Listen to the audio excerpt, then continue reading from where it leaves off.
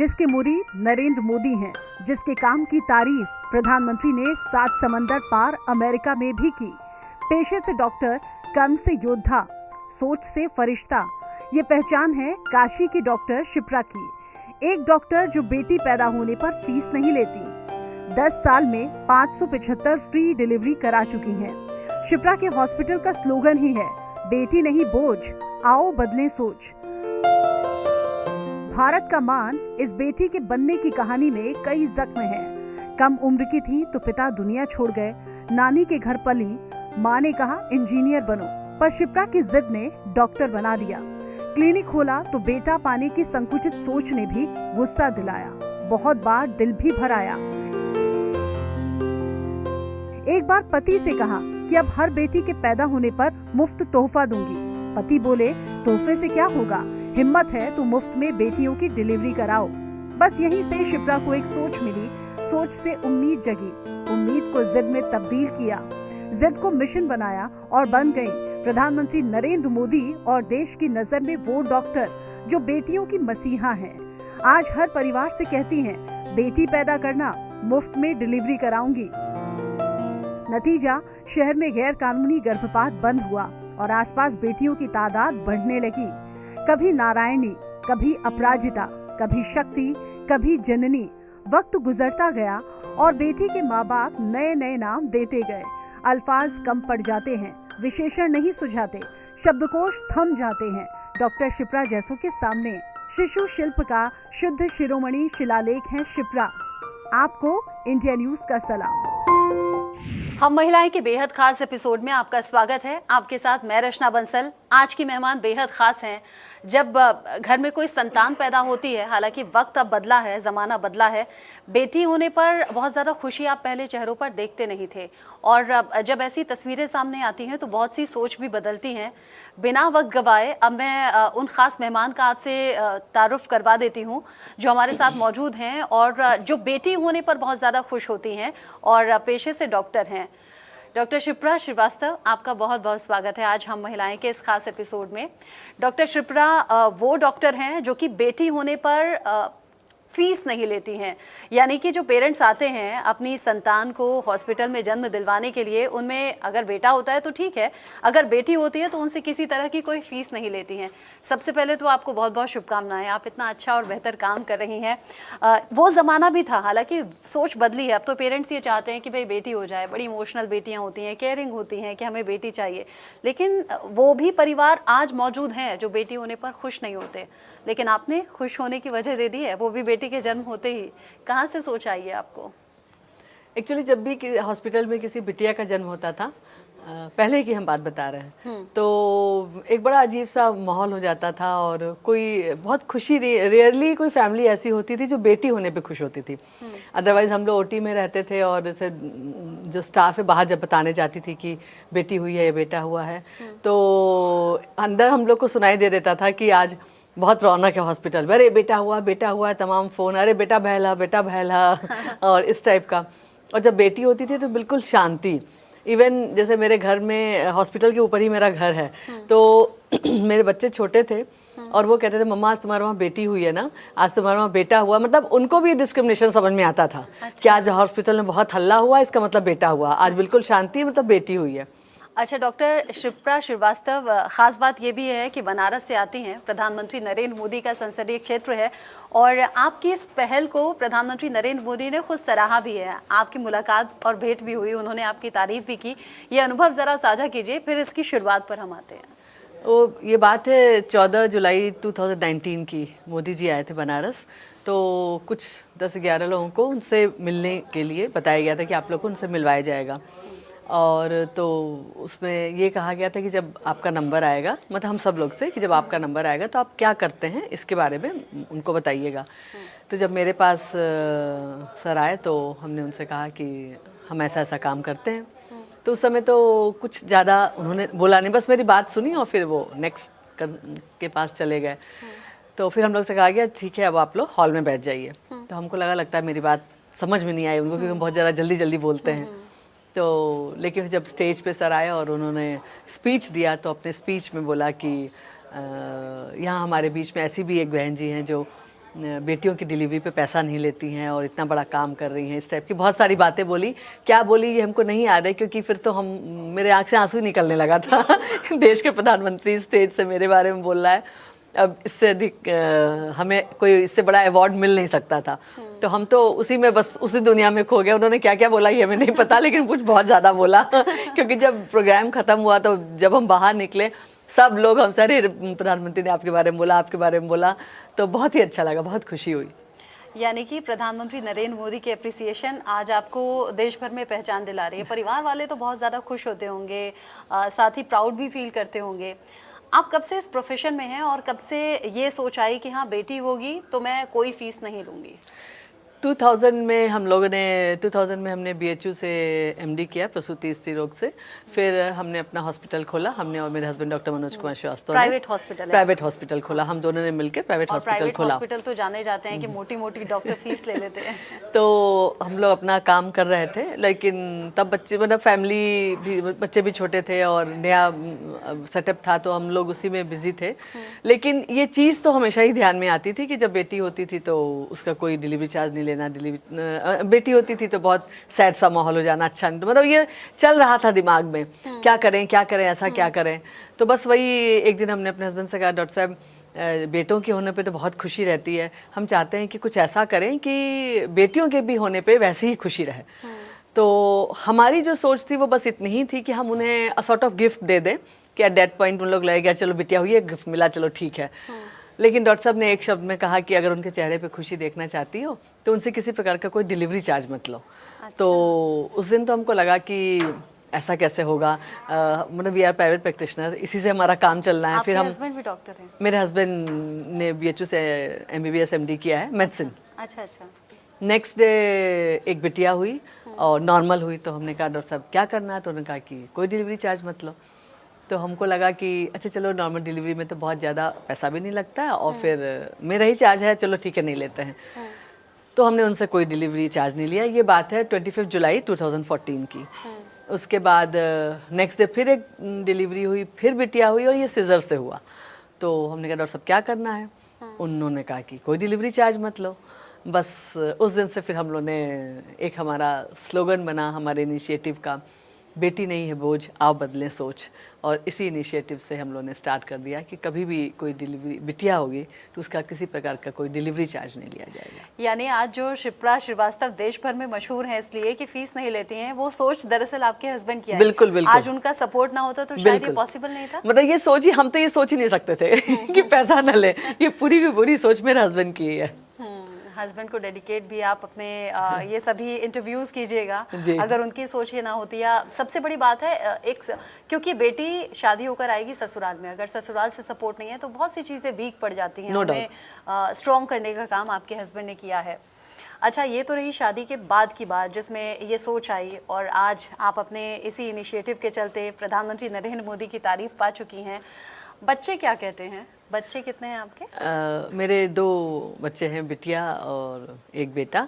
और दोनों ही बच्चे बहुत, मतलब बच्चों का भी बहुत इसमें सपोर्ट है, क्योंकि दोनों ही अब तो खैर बड़े हो गए, उनकी कॉलेज की फ़ीस और सारी चीज़ें, तो कभी उन लोगों ने कुछ एक्स्ट्रा ऐसा डिमांड नहीं। बस उनको लगा हाँ मम्मा जितने में हो जाए वो कर देना, ठीक है ठीक है, ज़्यादा पैसा ना लगे तुम्हारा, जितने में आराम से हो जाए, इस टाइप का। मतलब ये कभी नहीं कि उसके पास ये है मेरे पास भी होना चाहिए। ऐसी बहुत सी चीज़ें हैं जो यूजुअली हम देखते भी हैं कि बच्चे बहुत डिमांडिंग होते हैं। टचवुड शायद ईश्वर की ही कृपा है या जो भी बात हो, कभी मेरे बच्चे डिमांडिंग नहीं रहे। आप कह रही हैं कि बच्चे बहुत ज़्यादा एडजस्टेबल हैं, वो जानते हैं कि भाई मम्मी फीस नहीं ले रही हैं तो हमें भी बहुत ज़्यादा खर्च नहीं करना है। उन्हें क्योंकि ये सोच आपको आपके पति से मिली, लेकिन बच्चों की ये वाली सोच कहीं आपके बचपन से तो नहीं मिली? कम उम्र में पिता खो दिए थे आपने, और फिर उसके बाद बच्चे का जो जीवन होता है, तमाम तरह के स्ट्रगल होते हैं। हो सकता है जब हम आई थिंक 8 इयर्स के थे तभी मेरे पापा का ब्रेन हेमरेज से डेथ हो गई थी। और मेरे पापा इंजीनियर थे और हम लोग धनबाद में रहते थे, हम मम्मी और पापा। तो जब पापा एक्सपायर हुए तो फिर मामा लोग हम लोग को देवरिया लेके चले आए। मेरा ननिहाल देवरिया में है, और कहीं ना कहीं मेरे ननिहाल का बहुत सपोर्ट रहा, मेरे मामा मामी मौसा मौसी, क्योंकि उनकी ही देन है कि हम यहाँ तक पहुँचे। उनका ही सपोर्ट से हम यहाँ तक पहुँचे। अगर उन्होंने हमें नहीं अपने साथ रखा होता तो पता नहीं हम कहाँ होते। तो I am very thankful to God and next to my maternal uncle and aunty, क्योंकि उन लोग की वजह से ही आज हम यहाँ तक पहुँचे। और चूँकि पापा बचपन में ही चले गए थे और हमें किसी चीज़ की कभी कोई कमी नहीं हुई, मेरे ननिहाल वालों ने कोई कमी नहीं, लेकिन शायद सोच थी या जो भी हो। हमको याद है कि जब हम बचपन में पढ़ते रहते थे तो उसमें भी हम बैठे बैठे अनाथ आश्रम की फ़ोटो बनाते थे। हमको ये था कि जब हम बड़े होंगे तो हम एक अनाथ आश्रम खोलेंगे। ऐसा क्यों? पता नहीं ये कहाँ से मेरे उसमें था, और हमेशा से हमको लगता था कि हमको सोसाइटी के लिए कुछ करना है, कुछ करना है। और मम्मी बताती हैं कि पापा मेरे नहीं चाहते थे कि हम डॉक्टर बने, वो चाहते थे कि हम इंजीनियर बने, क्योंकि वो खुद इंजीनियर थे। तो वो चाहते थे कि हम इंजीनियर बने। लेकिन मेरी मदर की अक्सर तबीयत खराब रहती थी। पापा के बाद से अक्सर ही कुछ न कुछ हुआ रहता था। तो हमको लगता था कि हम तो इनको लेकर, अगर हम इंजीनियर बनेंगे तो हम तो इनको लेकर हॉस्पिटल ही दौड़ते रहेंगे, तो अपना काम कब करेंगे। तो फिर हमको लगा कि नहीं, हमें डॉक्टर ही बनना चाहिए, हम इनका भी ख्याल रख लेंगे। और फिर एक और दिमाग में था कि सोसाइटी को सर्व करने का शायद बेस्ट ऑप्शन मेडिकल प्रोफेशन है। अगर हम सोसाइटी को सर्व करना चाहें तो शायद यही दो रीज़न होगा कि हमने मेडिकल प्रोफेशन ऑप्ट किया होगा और हम डॉक्टर बने होंगे। लगता है कि हाँ, ये आपने डॉक्टर बनना अच्छी चॉइस थी। बहुत अच्छा लगता है, नो डाउट। अच्छा, ये तो रही फैमिली की बात, हस्बैंड की बात, बच्चों की बात, जो कि प्राउड फील करते हैं। देश के प्रधानमंत्री नरेंद्र मोदी भी तारीफ करते हैं। लेकिन उन फैमिलीज़ के बारे में कुछ बताइए, क्योंकि फैमिलीज़ भी हर तबके से आती हैं। ये नहीं है कि बहुत ज़्यादा अमीर होंगे या मिडिल क्लास ही होंगे, कई बार लोअर मिडिल क्लास होते हैं, मिडिल क्लास भी होते हैं। उन सभी का एक्सपीरियंस क्या रहता है जब उन्हें मालूम होता है कि अच्छा यहाँ डिलीवरी होगी बट फीस नहीं देनी है? देखिए, इसमें दो तीन चीज़ें हैं। एक तो ये कि अब काफ़ी लोग जान गए हैं कि बेटी होती है तो पैसा नहीं लगता है। अच्छा, इसलिए भी आते हाँ होंगे। नहीं, आते तो हैं, ऐसा नहीं कि बहुत रोज़ चले आ रहे हैं, ऐसा नहीं है। इन जनरली आते हैं, लेकिन आते हैं तो ये उनको पता है कि बेटी होगी तो पैसा नहीं लगेगा। तो जब उनको बेटा होता है तो एक आध तो ये भी कहते हैं, अरे मैडम हम तो बेटी हूँ, तो सोच करके आए थे कि मेरा पैसा नहीं लगेगा। अच्छा, एक बात ये हो गई। और दूसरा, ये बहुत खुशी तब होती है कि जैसे डिलीवरी के बाद ये साइन कराया जाता है रजिस्टर पे कि मतलब बेटा हुआ है या बेटी हुई है, जो भी हो, साइन कराया जाता है पेरेंट्स, पापा स्पेशली हस्बैंड से, मतलब बच्चे के फादर से। तो कुछ फादर ऐसे होते हैं जो कहते हैं कि मैडम अपनी बिटिया को आपके तरह बनाएंगे। अब जब आप बहुत बड़ा काम करिए और अपनी बिटिया को हम आपके तरह बनाएंगे, तब लगता है कि हमारी मेहनत सफल हुई या हमारा त्याग सफल हुआ। बहुत अच्छा लगता है ये सुन के, जब वो ये कह के जाते हैं, बहुत ही खुशी होती है। जब बेटी होती है तो खुशियाँ अलग अलग तरीके से आते हैं। एक खुशी आपके जहन में सुकून के तौर पर भी आती होगी कि भाई बेटी हुई है, हॉस्पिटल में लक्ष्मी आई है, लेकिन इनसे हम लक्ष्मी यानी कि पैसे नहीं लेंगे। साथ ही साथ बच्ची का पैदा हो जाना, लेकिन उसकी अपब्रिंगिंग बेहतर होना, पढ़ाई लिखाई बेहतर होना, वो भी कई तरह के हर्डल्स होते हैं जो छूट जाती है। आप एक ये भी इनिशिएटिव ले रही हैं जहाँ बच्चों को फ्री एजुकेशन दिलाने का काम कर रही हैं। उसके पीछे मेरे बेटे का एक्चुअल रोल है। अच्छा। एक्चुअली ये भी बात 2014 की है, नवंबर की। मेरी जो मेड काम करती थी उसकी तबीयत ख़राब हो गई, तो वो नहीं आई। तो उसने मॉर्निंग में अपनी 2 बेटियों को मेरे पास भेजा काम करने के लिए। तो एक बेटी तो ठीक थी, बड़ी थी, लेकिन जो छोटी वाली थी वो काफ़ी छोटी थी। तो उस दिन कोई छुट्टी थी, तो मेरा बेटा सो के उठा तो उसने देखा कि इतनी छोटी सी लड़की काम करे। तो उसने हमसे कहा कि मम्मा तुम इतनी छोटी लड़की से काम कराओगी, हम तुमको चाइल्ड लेबर के केस में जेल भेज देंगे। तो हमको लगा जब इतना छोटा बच्चा इसके बारे में सोच सकता है कि, तो हमारे दिमाग में बात क्यों नहीं आई। बस उस दिन से ही हमने फिर स्टार्ट किया अपना दूसरा इनिशिएटिव, जिसमें हम फिर हमने क्या किया कि आसपास जो हमारे लोग रहते थे उन सबके जो आया थी उनकी बच्चियों, उनसे हमने रिक्वेस्ट किया कि अपनी बेटियों को, वो अक्सर अपनी बेटियों को काम पे लेके आती थी, बहुत छोटी छोटी बेटियां होती थी। तो हमने कहा कि आप ठीक है, आप उनसे काम कराइए, भाई आपकी वही रोजी रोटी है, लेकिन थोड़ी देर के लिए आप उनको मेरे पास भेज दीजिए। हम उनको कुछ तो अप टू मार्क ले आएँ, कुछ तो जैसे वो सामान खरीदने जाएं तो 10 रुपया दें तो उनको सामान 2 रुपये का मिला है, उनको 8 वापस मिलना चाहिए। एटलीस्ट इतनी नॉलेज तो उनको होनी चाहिए। और भी बहुत सी ऐसी चीज़ें, अपना नाम लिखना जान जाएं।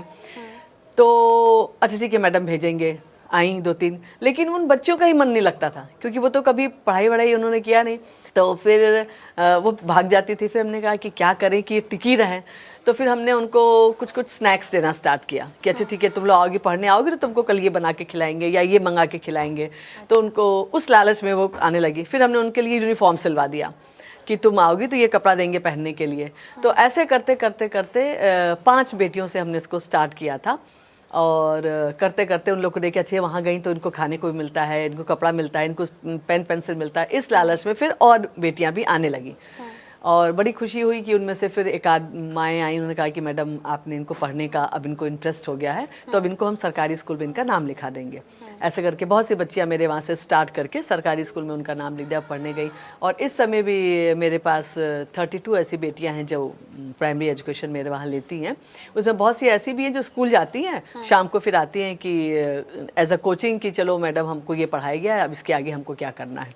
तो बहुत अच्छा लगता है क्योंकि उसमें एक आध मतलब कुछ तो इतनी ब्रिलियंट हैं कि बस हम चाहते हैं कि किसी तरह करके उनको भी डॉक्टर, इंजीनियर, वकील, बहुत सारे ऐसे प्रोफेशन हैं जो ज्वाइन करें। इस पे हमारा काफ़ी ध्यान रहता है कि उनको कैसे हम आगे बढ़ाएं। बहुत इंटेलिजेंट है, नो डाउट। अच्छा, 2014 के बाद से बनारस में तो बहुत कुछ बदला है। प्रधानमंत्री नरेंद्र मोदी का संसदीय क्षेत्र है और वहाँ के लोकल लोग कहते हैं कि भाई बहुत तस्वीर बदल गई है और बनारस वालों की तकदीर बदल गई है। लेकिन आपके इनिशिएटिव के बाद लोगों की मेंटालिटी बदली? काफ़ी चेंजेस लगते हैं क्योंकि जो वो खुशी है और ये जो सोच है कि हम तो बेटी के लिए आए थे, तो डेफिनेटली कहीं ना कहीं चेंजेस तो आए हैं। थोड़ा टाइम अभी और लगेगा लेकिन बहुत चेंजेस आए, नो डाउट। अच्छा, जिस तरीके का आपका इनिशिएटिव है बहुत कम, रेयरली सुनने को मिलता है। अब जब इस तरह इनिशिएटिव पर आप आगे चल पड़ी हैं, किसी तरह के फाइनेंशियल क्राइसिस जैसी सिचुएशन आती है क्या? कभी कभी ऐसा लगता है तो डॉक्टर साहब तो एकदम देवता हैं वो कहते हैं कि आवश्यकताओं को कम कर लो तो कोई कष्ट ही नहीं होगा तो हम लोग आवश्यकताओं को कम कर देते हैं तो कष्ट नहीं होता है अच्छा, एक इनिशिएटिव तो आपने ये लिया, दूसरा बच्चियों को पढ़ाने का लिया। इन सब चीज़ों से अगर मैं प्रैक्टिकली पूछूं, आपको क्या मिलता है? बहुत खुशी, बहुत आत्मसंतोष, और सबसे बड़ी बात कि जब कहीं जाओ, अरे ये तो वही वाली डॉक्टर है ना, डिलीवरी होने पैसा नहीं लेती हैं। अच्छा। ये पहचान ही बन गई है मेरी। अच्छा। और बहुत अच्छा लगता है। नो डाउट, बिना मतलब कभी कभी प्रॉब्लम्स होती हैं, क्राइसिस होती हैं, लेकिन जब ये सब चीज़ सुन लो तो वो सारी क्राइसिस या लगता है कि नहीं सब ठीक है बहुत अच्छा सब चल रहा है, बहुत आत्मसंतोष मिलता है। अच्छा, आपने कहा कि पापा चाहते थे कि इंजीनियर बने और आपको लगा कि माँ बीमार बहुत ज़्यादा रहती हैं, बार बार कहाँ डॉक्टर के यहाँ ले जाना पड़ेगा, तो डॉक्टर बन जाते हैं, तो उनका इलाज आप खुद करेंगी। पहली बार जब माँ की ट्रीटमेंट की शुरुआत की थी, या फिर उन्हें कहते हैं ना शुरू में प्रैक्टिस करते हैं डॉक्टर, तो ये शुरुआत आपकी कैसी रही? और मम्मी का ट्रीटमेंट करते हुए थोड़ा डर लगा क्या? नहीं, मेरे हस्बैंड थे ना मेडिसिन के। अच्छा। तो उनका ट्रीटमेंट तो वही करते थे। अच्छा मेरे हस्बैंड तो मेडिसिन के हैं, उनका ट्रीटमेंट तो वही करते थे। वो कहाँ हमें मानती हैं, वो तो क्या ये नहीं इसका नहीं, वो मनोज से पूछेंगे मनोज जरा हमारी इस परेशानी के बारे में बताओ। चूँकि आप बेटियों के जन्म पर माता पिता को एक तरीके से गिफ्ट देती हैं कि भाई मैं कोई चार्जेस नहीं लूँगी, आपकी माँ, चूँकि आप उनकी बेटी हैं, कैसे प्राउड फील करती हैं, क्या कहती हैं?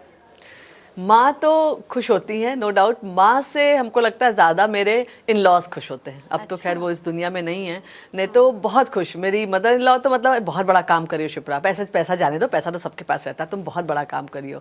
मेरे इन लॉज बहुत खुश रहते थे। अब बाई चांस दोनों इस दुनिया में नहीं है, अभी कोविड में ही एक्सपायर किए हैं, फादर इन लॉ इसी दिसंबर में एक्सपायर किए हैं, लेकिन बहुत बहुत उससे सबको बताते थे। इवन पूरी फैमिली मेरी बहुत अच्छे से कि अरे भाभी आप तो बहुत फेमस हो गई हैं, ट्रेन में भी आपके बारे में बात होती है, बहुत अच्छा लगता है। तो पूरी फैमिली बहुत सपोर्टिव है, नो डाउट। अगर फैमिली का सपोर्ट किसी भी फीमेल के लिए हम कह रहे हैं, अगर आगे बढ़ने के लिए या उसके प्रोफेशन में अगर फैमिली का सपोर्ट नहीं रहेगा तो वो कुछ नहीं, फैमिली से लड़ के कोई आगे नहीं बढ़ सकता है, फैमिली के साथ ही सपोर्ट से ही कोई आगे बढ़ सकता है। खासतौर तो से हस्बैंड, बिल्कुल बिल्कुल बिल्कुल। 2000 में आपने करियर शुरू किया तो लगभग 23 साल हो गए हैं। 2014 से आपने ये शुरुआत की जिसे करीब 9 साल हो गए हैं, और इस शुरुआत के बाद आज आप ऐसी पहचान पा चुकी हैं कि देश भर में आपका नाम हो रहा है, बात हो रही है। अगर कुछ डेटा आप शेयर कर पाएँ हमारे दर्शकों के साथ कि हालांकि काउंट करना मुश्किल है, लेकिन अब तक ऐसी कितनी पेरेंट्स को आप बेटी होने पर ये गिफ्ट दे चुकी हैं? 576। अच्छा, 2014 25 जुलाई 2014 से अब तक 576 ऐसी बेटियों का जन्म हो चुका अच्छा, है। डेली का आप डेटा मेंटेन रखते हैं? हाँ, एक रजिस्टर मेंटेन है, वो तो वैसे भी किसी भी हॉस्पिटल में मेंटेन रहता है, मेरे वहाँ भी है। फिर हम उसमें साइन भी कराते हैं कि मुझसे किसी प्रकार का कोई डिलीवरी चार्ज नहीं लिया गया। कभी ये लगता है कि मैं इस इनिशिएटिव पर काम कर रही हूँ, भाई सरकार की तरफ से कोई मदद मिलनी चाहिए थी? नहीं, ये तो मेरा अपना इनिशिएटिव है, सरकार ने तो हमसे कहा नहीं था करने के लिए, तो हम सरकार से फिर अपेक्षा ही क्यों करें। और हमें किसी से कोई अपेक्षा नहीं है, क्योंकि हमारा अपना पर्सन से बहुत से लोग कहते हैं कि तुम इतना सारा काम करती हो। एक अनाज बैंक भी हम लोग चलाते हैं। अच्छा। जैसे आसपास की जो विडो लेडीज़ हैं, ऐसी 40 विडो लेडीज़ हैं, ओल्ड विडो लेडीज़, तो उनको हर महीने की पहली तारीख को हम लोग 10 किलो गेहूँ, 5 किलो चावल अपने पास से देते हैं। और फेस्टिवल्स में साड़ी या फल भी देते हैं। तो हम एक संस्था, भारत विकास परिषद है, पूरे देश में इसकी शाखाएं हैं, हम उसके नेशनल सेक्रेटरी भी हैं। तो उससे भी उसकी हमारे जो हमारी शाखा के लोग हैं हमें बहुत सपोर्ट करते हैं उस अनाज बैंक में। तो बहुत से लोग कहते हैं कि तुम इतना सब कुछ काम करती हो, सोशल वर्क करती हो, एक एनजीओ खोल लो।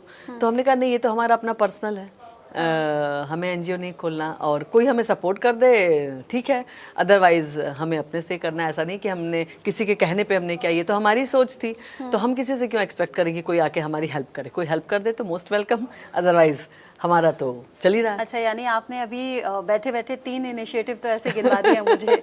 बच्ची होगी तो फीस नहीं लेनी है, बच्चियों को फ्री एजुकेशन देनी है, साथ ही विडो जो महिलाएं हैं उन्हें अनाज देना है। ये जो बाकी की 2 इनिशिएटिव्स हैं, ये भी पति की सोच है या आपकी? अनाज बैंक तो शायद मेरी थी।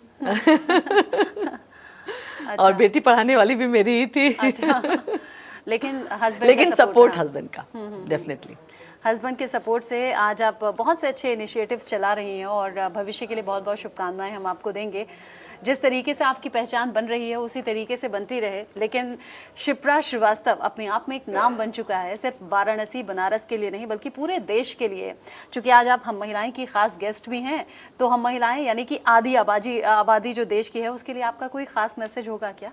बिल्कुल, अपने पे भरोसा रखिए और कोशिश कीजिए कि जितना ज़्यादा से ज़्यादा पढ़ाई कर सके, क्योंकि एजुकेशन से आपको बहुत आत्मविश्वास होता है। और जितने जल्दी आप आत्मनिर्भर हो जाएं, चाहे आप जितना भी पढ़ ही रहें, लेकिन कभी कभी ऐसा भी होता है कि ज़रूरी नहीं है कि हम पढ़ के ही आत्मनिर्भर हो सकते हैं। हम बिना पढ़े भी आत्मनिर्भर, ऐसे भी बहुत सारे एग्जाम्पल्स हमारे पास है। आत्मनिर्भर होना बहुत ज़रूरी है, क्योंकि वो जो अपने पैसे का एक शक्ति है ना, उसमें बहुत पावर होती है। तो आत्मनिर्भर होइए, पहले तो एजुकेशन पे ध्यान दीजिए, आत्मनिर्भर होइए और अपना आत्मविश्वास बनाए रखिए, क्योंकि हम दुर्गा का रूप हैं। अभी नवरात्रि गई है और दुर्गा कुछ नहीं है, एक शक्ति है और वो सारी शक्ति हमारे अंदर है। बस हमें वो शक्ति पहचानना है कि ज़रूरी नहीं है कोई किसी चीज़ में कैपेबल होता है, कोई किसी चीज़ में होता है। बस हमें वो शक्ति पहचाननी है कि ये किस चीज़ में आगे कर सकती है। और ईश्वर ने हर प्राणी में कोई एक गुण दिया है। कहा ही जाता है कि अगर उसकी आँख नहीं है तो उसके पास और कुछ शक्ति ज़रूर है। तो वही है कि सब में कोई ना कोई गुण दिया है, बस उस हुनर को, उस गुण को पहचानना है, उसको आगे ले आना है और आत्मविश्वास के साथ आत्मबल बनाए रखिए। आपने बहुत कम शब्दों में और बहुत कम समय में बहुत सी अच्छी बातें और मैं कहूँगी बहुत सी प्रेरणा आपने आज हम महिलाएं के दर्शकों को दी है। बहुत अच्छा लगा आपसे बात करके। थैंक यू सो मच आज शो में आने के लिए। Thank you.